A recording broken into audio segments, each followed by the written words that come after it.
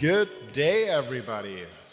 Nice to see you, nice and shining. Lunch hasn't been served, I see. Welcome, and welcome, Simon. Thank you. So, thank you, everybody, for you being here. This is my mate Simon Maple from Sneak, as his shirt also says. He's been in development for 20 years, worked in large organizations like IBM, but yeah, also in startups. Is it still a startup? Like Sneak. Now for 6 years, and I'm happy to have you as my co-host here today. Absolutely, thank you. It's a pleasure being here. Yeah, I'll introduce Sasha Wiz-Waddell. Sasha has been 14 years in solution engineering from in-house transformation in the German public sector, all the way through to automation to security while maintaining productivity at scale. So looking forward to presenting the session with you, Sasha. Thank you, thank you. And what we want to talk to you about today is security in the software development lifecycle. And all of you hopefully know, first, why security is important, how easily it can also become important, and how to make sure that you and your software products can stay secure and safe in the long run as well. But the problem is, how does your current understanding of all of that still add up when AI assistance comes into play? And that's what we actually want to talk to you about today. So here at Atlassian, trust and security is something that is woven into all of the products and processes. And why is that important? Why are we doing that in the first place? It's to get and to keep all of those compliances, which we need in order to unleash the potential of teams in as many industries, as many companies, and so on as possible. And those labels, in the end, they validate a mindset, they validate a way of working. For example, take relentless code scanning, so that not a single commit goes through without having been checked for vulnerabilities first. And if anything comes up later on, and we all know that things do come up later on, right? We make sure that Scrum teams can take care right away and fix whatever needs fixing. So, lots of our 260,000 customers also want to weave security into their life cycles, because they also want to make great products, and they want to make secure products, and who can blame them? Sure. And they can, and they do, and they will with the Atlassian Cloud. All was fine until the sound doesn't come up. Here comes a new challenger, does it say? Everybody knows this new challenger, and we say nothing less than the so-called AI revolution started. So, throughout this ending merry year, we've seen a massive surge in AI tools. ChatGPT helps you assemble a dinner recipe, hopefully not yesterday, or write a speech for your wedding. And other AI tools help developers to write and ship code more quickly. Hands up, who's done it at least once? 1, 2, I can't count that far, I'm an old man. Cool. Our Microsoft peers recently claimed even that 77% of their survey participants would choose their co-pilot over a free lunch. I don't know how their lunch is, but... So, bottom line, people are freaking out about artificial intelligence. But here comes the party popper. So, despite that excitement, how do AI tools also help write and ship code not even more quickly, but also more efficiently and more secure? What do you have to say about this, Sam? What do I say about more efficiently and more securely? Well, it's interesting because I think when we think about efficiency and productivity, there have been plenty of studies that are showing that developers who use AI, generative AI tooling, are being more productive, being more effective and more efficient. Now, I think your mileage will vary depending on the type of developer that wants to use generative AI. Maybe a more senior developer using generative AI may say, well, actually, it's not doing exactly what I want. I know exactly what I want to do, and generative AI is giving me other things. However, for a less experienced developer, it's actually giving them that real kickstart into what, potentially the start of what they need to actually develop. So, number of studies here showing 92% of software developers already using AI coding tools. So how many folks would in this room, please by a show of hands, their organizations are using any generative AI coding tool, whether Copilot, Code Whisperer, ChatGPT? Okay, good number. I'd love to also know anyone's organizations blocking generative AI today as well. A fair few. Okay, a few. So when we look at how much of a superpower it is, we can see that a couple of studies from AWS showing that 57% of software developers using AI tool complete tasks faster than those that didn't. So there is a more efficient, more effective way there. And actually, folks are more likely to complete tasks. 27% are more likely to complete tasks by using AI. So it's almost like it gives you that kickstart into actually kicking off tasks to be able to do. However, there's always two sides of the coin. With every developer superpower, efficiency, productivity, there are security concerns. Here are just two examples of significant papers that were written. The first by NYU that state 40% of Copilot-generated code contain security vulnerabilities. Also, Stanford, and this is a really interesting study, Stanford showing that not only are developers more likely to code security vulnerabilities when they use generative AI, so it's less secure, the code that they write with generative AI, but they're more likely to trust the code that is created from generative AI compared to the code that they write themselves. So we have a real trust complex here between generative AI and developers trusting the code that they write. So what does this lead to? Well, if we're more efficient at writing code, there's going to be more code. Generative AI is also going to be built into that workflow, into the processes. We're going to see code delivered, not just more code, but code delivered faster to production. And what we're seeing at the end of all of this, whether due to the increased quantity or the reduced quality, more vulnerabilities in our production environment. So what can we do to understand, I guess, where we're using generative AI? Developers are using generative AI in a huge number of places, whether it's to understand a piece of code, whether it's to write documentation or tests. Most commonly so far, we're seeing it in actually generating code. So in the IDE, building code out with the developer, almost pair programming and building out that code from the developer.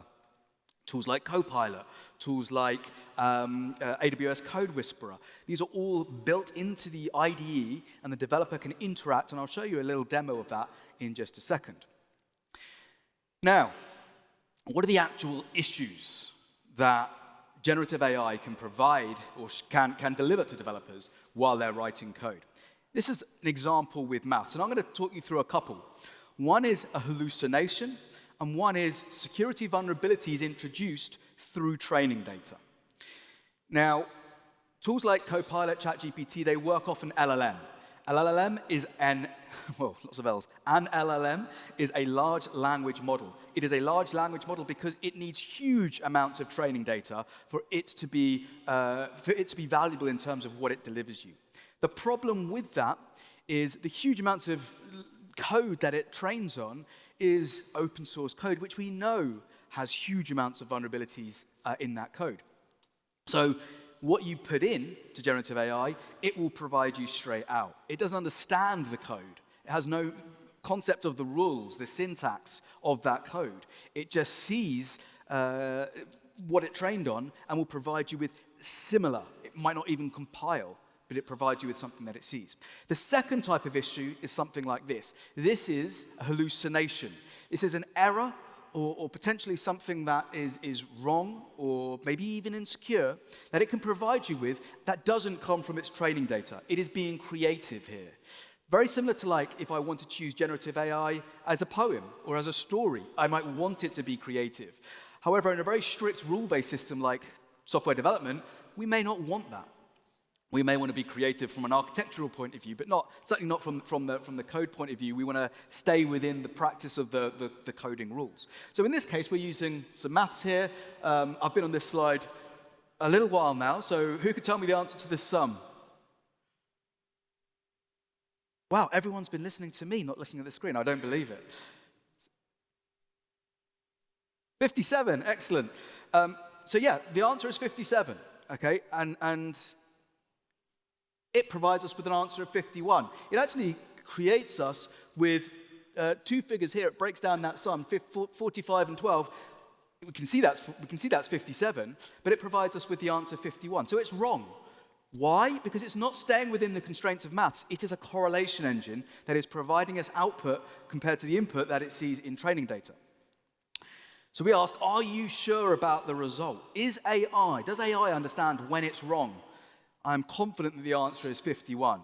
AI does not realize when it's wrong. And it isn't just maths. There are other examples, such as a lawyer who was almost disbarred for generating fake legal documents, or rather fake legal research when he was trying to build up research for a case. This happened because the lawyer didn't realize it wasn't going to provide him back with huge numbers of data in a single case, or hallucinations wasn't a thing. Also, an Australian mayor getting ready for a defamation lawsuit. The crux of all of this is AI will be wrong. It's a guarantee. AI will be wrong. When it is wrong, it doesn't recognize when it is wrong. It doesn't understand where it gets that information from at the end of the day, and it can't make a judgment on whether that is correct or incorrect. So what about code? Well, we have all the same problems with code. When we think about the collection of data, the Git repos that we scan, that are all open source repos that contain huge amounts of quality issues, performance issues, security issues, that's what it's learning to provide us with the suggestions that we have. We also potentially have hallucinations, perhaps suggested third-party libraries that don't exist, that malicious actors are building for AI to use. Okay. As soon as I click go, we should hopefully get a video played. No audio, I'll talk you through it. Hopefully I'll be to time. But what I'm going to show you is an IntelliJ IDE, which contains a coffee shop application. And we're going to be using Copilot within the IDE. Copilot will be working off of my suggestions as I write comments in there, and it's going to be providing me with code. We'll take a look at how secure that code is and also exploit vulnerabilities that exist within. This is the application in my Chrome environment. It's a coffee shop application, and these are my products. Name of product, description of product, price, and the type. We sell coffee, and we sell beer here. We can also do a search product here. This is my code. This is the home controller, where I have a post mapping for my homepage. And as a part of this, we take an input string. This is my search parameter, which comes through my request parameter. We pass that directly into the search product method, and if I click on that, you'll see this is a no-op right now. So we need to implement this method to return back products based on our search string. Now, as I write comments, for example, this is actually Copilot creating me this comment, it will try and write code based on my comment. So I'm saying lowercase my input, and the code it provides me does exactly that. Input to lowercase, and then pass that into a variable. Now I want to create a query based on that search string that matches the lower input that we just created to the product description or product name, okay? It then creates me some code, an SQL statement. Some of you may or may not see a vulnerability here, where I am comparing my description and my product name to something that contains, the percentages are wildcards, my lower input. Okay. One of the interesting things we'll see now is Copilot is also suggesting my comments as well as my code. We actually perform the execution, and we get the result set back. Very, very quick. Me as a developer didn't write a single line of code. I restart that application, and when we go back to my my application now, just restart this application, I can now search on something, in this case, ale. I copy that, I put it here, and I hit submit. There we have it, ale being matched on the name as well as the description. So Copilot has provided me that very, very quickly. However, before this update, we had 5 vulnerabilities in my code. This is using Sneak to scan live code. When I do that again and scan, this time we have 6 vulnerabilities, and we have a new introduction of an SQL injection. We can click through on the right-hand side, taking us from the source, the point at which vulnerable data could come in, all the way through to the generated code that we have created, and there is no sanitization of that user input to our SQL query. This is where an SQL injection could occur. Are we exploitable? Let's try. In this case, I'm going to pass in a string which is essentially going to do this SQL injection. We close out the previous SQL command. We write something malicious like change the price to entirely be 0, and then we comment out everything afterwards. This is a classic SQL injection. If I run that, you'll see all my prices have gone to 0. Classic SQL injection, this is us introducing vulnerabilities through generative AI. As a developer, I haven't written a single line of code, and it's really, really important to recognize here that if I just accept everything that Copilot or any generative AI provides me with, without validation, without verification, this is exactly what could happen. We could potentially get vulnerabilities in and straight into our production environment.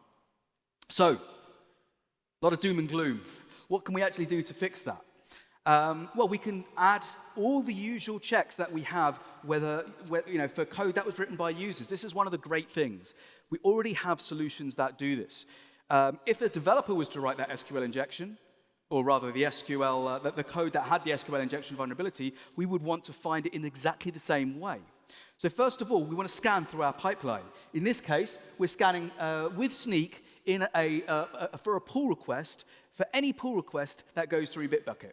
So anyone who creates a pull request, Sneak will automatically test and provide through the Bitbucket UI the information to the developer to say, by the way, the delta in this pull request contains a new vulnerability that you didn't have before. So we're checking across the guardrails whether you're introducing new vulnerabilities. Really, really important to have this, almost like this policing at all stages, irrespective of whether a developer tests locally in the IDE like I did, or no testing at all. If a failed PR does occur, like this one, this is actually the SQL injection that we saw before. You get this box where you can learn about the SQL, you learn about the vulnerability. This is the Sneak UI now, but you can click through this from Bitbucket, and you can see the full data flow from the source point, from where the user inputs data, all the way to the place where, if unsanitized data got to, user input got to, an exploit would actually occur. This is the flow. This is where you can see step-by-step, cross-file as well, showing you from the source point to the sync point. And the last thing that I really wanted to kind of like show here is how you can integrate it into native Bitbucket flows as well. This is pipes. So if you wanted to add it into a pipeline, you have Sneak pipes, which can be created. In this case, we're scanning open source dependencies, and we're scanning container images. Okay, so you can add them into the pipes so that every time you're pushing through CI, you're automatically testing across those pipes as well. So, Sasha, this is how you can add this automated security testing through the CI to make sure that we are not regressing using generative AI. Right, but when you progress, you also have the other way around. So what is the question is, what if the harm gets detected later on? So you have your code, it seemed to be well, but there are revelations afterwards. Like a log4j or something like that, right? A 0 day. So don't sow the bad. I know, sorry. Every time I say log4j, someone in the room shudders, right? Exactly. What happens if you're not going through a pipeline? Well, in this case, we have automatic pull requests that are tested. So Sneak actually runs testing nightly. So if a new vulnerability that didn't affect you through the pipeline already exists in your production environment, it has been disclosed, so like the log4, I won't say it fully, the log4 vulnerability, then what happens? Well, in this case, there are a number of options. You can get notified through Slack, or we can even raise a a Jira ticket for that, so it can go into your Jira backlog. Here we can actually create, if there's a fix, Sneak can automatically create a pull request with the minimum change needed to take in that, the fix with that upgrade. So in this case, we're upgrading a minor upgrade from 5.11.18 to 5.13.3. This will fix that issue, and it goes directly into the developer pull request. But there are other ways, right, with Atlassian software as well. Yes, and not just other ways, but also complementing ways. So this security handling, this automated security testing that is coming down throughout the development, that actually does not stop with that testing, with that ongoing testing that we just saw, but there's also continuous safety that you have to provide. So therefore, we need a stable system, and you may have seen this triangle of people, tools, and processes. It has to be stable, and it has to be running, basically, ideally in the background. So additionally to that automated security testing, so let's handle those processes as reliably as possible. With security, for example, directly in the heart of your work, where the planning happens. Where are your weak spots? Where do you have to act immediately? How do you keep track of your due diligence all the time? And that is also the reactive part that you just showed is coming up automatically, but you also need to keep track of things, because whenever something automatically pops up in that list from your security containers and something new is being discovered, you better get informed right away, for example. In Slack, in Teams, by email, by Pigeon, whatever fits best for you. So you might want to keep informed and not hit F5 all the time. And last but not least, we're all working in connected organizations, right? There are lots of others who have to be informed that something is currently happening down in the code. So you might want to give service desk a heads up to brace for some tickets from concerned customers. And marketing might want to set up a communication plan already for the fallout of what your software teams hopefully are currently just fixing, but harm might be done, so you might want to react accordingly. So yes, it does take a village to maintain quality, safety, and security. So when all those teams that you have in your connected enterprise, they all interact and they operate with their certain autonomy, but let's still make sure to act responsibly onto everything that is happening, especially in this ever-accelerating software development lifecycle, like we saw in this graphic earlier, that more vulnerabilities are coming in, and it might be inevitable. And let's stay aligned on how to act. Let's automate as much as possible, and let's keep some principles. Yeah, absolutely. And some of the takeaways here, really, one of the biggest ones, I think, is particularly when pushing generative AI through your organization, the biggest one for me is really getting your development teams and the organization to understand what they're bringing in. And the education and awareness is absolutely core. Policies are important, but in a recent survey we did, we actually noticed that 80% of our respondents said that their teams regularly, always, or sometimes knowingly break policy to use generative AI. So 4 in 5 people are ignoring policies, company policies, to use generative AI. I've heard anecdotally before people, jumping off the VPN or going onto a, separate network or using private accounts to use generative AI. So it's really important that not just the awareness of what they should be using, but the awareness of why they shouldn't be using certain things is important. And the focus really, security vulnerabilities, the hallucinations and understanding the training data, recognizing the separation between your sensitive data and your LLM, if you're building it into your application, but also your IP concerns, making sure your IP stays within your boundary as well. And finally, recognizing when human interaction is needed. We don't want to slow the process down, so how can we do this at pace with human interaction where needed? Things like code reviews, things like recognizing when third-party libraries are being brought in and making sure you have a human check those kinds of things. But core as well is doing a lot of this through automation. So don't just trust, and that is so important.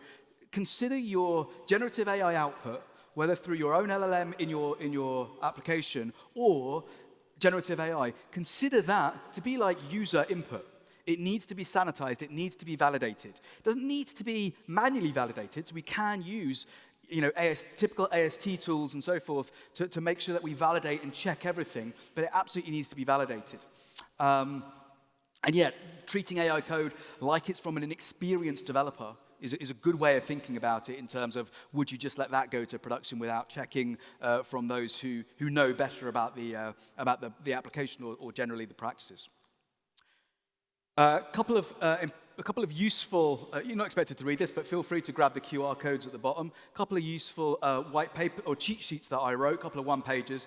The first one is how best practices of developing with AI securely, and this is AI all over the environment really, whether it's generative AI on your IDE or within your application.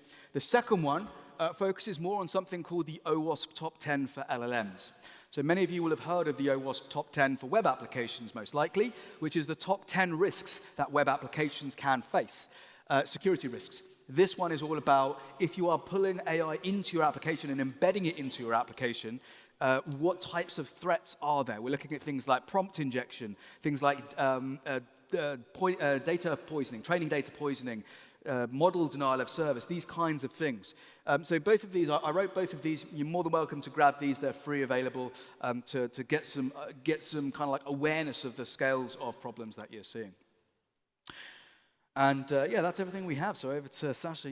That's almost everything we have. Because one more thing. We have one more thing. Okay.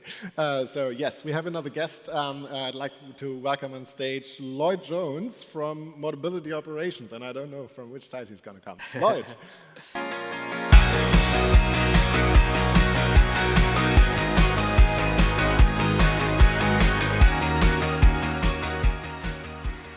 Welcome.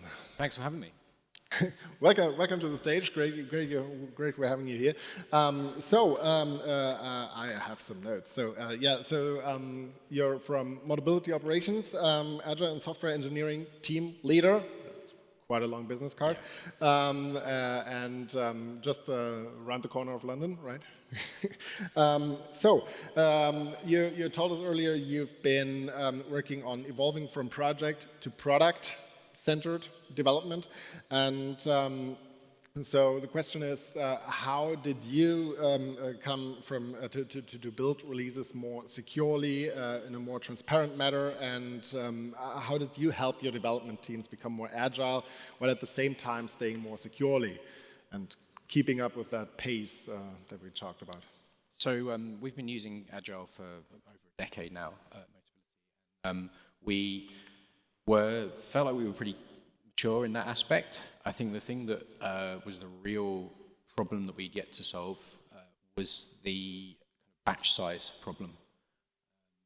We had come from a world of maybe 3 monthly releases down to a couple of weeks. Some of our sort of best teams were working in sort of weekly releases, but you're still kind of inviting a large amount of risk into that in terms of the number of commits, the amount of change across the number of services. So a few years ago, we formed the sort of genesis of our developer experience team, which I lead, and we essentially looked at two paths, two problems. One was the technology. We had some work to do in terms of our technology pipelines, in terms of baking in better transparency, better visibility, better security, better testing, and just all baked into a single path to production. And the other half, which is the really difficult part, is the people problem. And understanding for a company which is fairly inherently risk averse, that actually a batch size of this going in once a week versus individual changes which are only a few lines of code is actually preferential. And so I spent a lot of time with our stakeholders, with our release management teams, with our various other technology leaders to convince them essentially that our continuous deployment was a lower risk, more transparent, more secure way of working.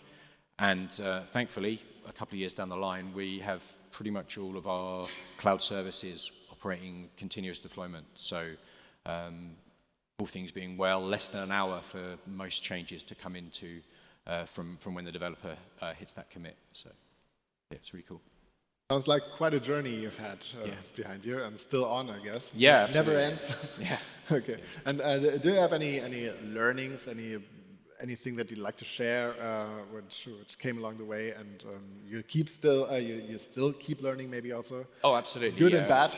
Yeah, I think as we've been through this journey, a lot of things crop up, whether it's trends in AI or trends in security or trends in metrics and things, and you can kind of, as a technologist at heart, you get a bit distracted by some of that kind of stuff. Not saying that any of them are bad at all. I think it's just if you're going after something as revolutionary for a business as continuous deployment or AI or whatever, that you kind of have to make sure that there's something there that you're still going after and you're not getting distracted. Obviously, if there is a better thing and there is something that's worth looking at, pivot. But if you really do have that kind of North Star that you're going after, then don't get too distracted. We definitely deviated and meandered around the path in terms of things that we wanted to try along the way.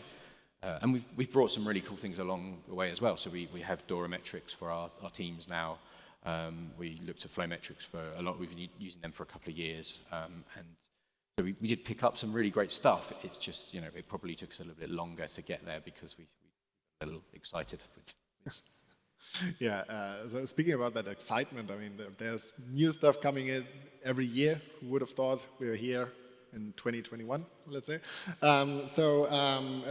What's next on your roadmap? Do you have anything that you're foreseeing already or that you still have to clean up? So we're going through, as many companies are, the kind of AI sort of evolution. How does that fit into our developer workflow, our kind of product workflow as well, in terms of kind of content generation, in terms of the entirety of that kind of process of delivering value to our customers. So we're evaluating various tools. We've kind of enabled kind of Atlassian Intelligence in a few places. Some of our other tooling, we have additional AI capabilities. And as our kind of developer experience team is hopefully going to grow, we're going to start looking at Compass and developer dashboards and pulling together some of the kind of the DORA stuff and some of the flow metrics and things and trying to give that kind of better view for our engineers. We're definitely aware that there's a lot of information in a lot of sporadic places for them. So, cool. So you mentioned already a bunch of Atlassian tools. Any chance, anything you can also recommend from the Atlassian part, since we're on an Atlassian event here? I mean, recently I've been also doing a bit of work with our mobile app team. We're really fledgling in mobile development. We've not had the real need. And we have a security analyst embedded in our team, and she is obsessed with the Jira security dashboard.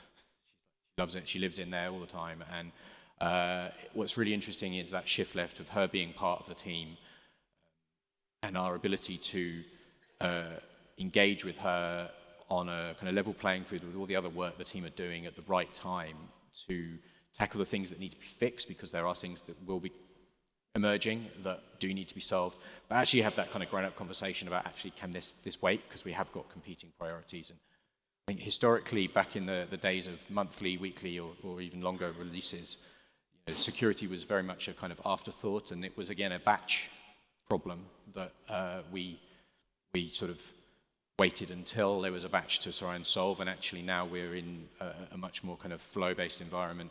Having it right there in the conversation has been really, really powerful. Great to hear that you already leverage a fairly new feature, but adopted it quite well. We saw it earlier on the screen, so for everyone who hasn't seen it yet or hasn't used it yet, security in Jira, highly recommend it. Helps you a lot. I would like to thank Simon from Sneak and Lloyd from Modability Operations for being here, and thank you for the audience for listening. And stay safe, stay secure, and don't trust everybody, or don't trust what the AI is telling you all the time. And on that note, have a great rest of the event and have a good lunch.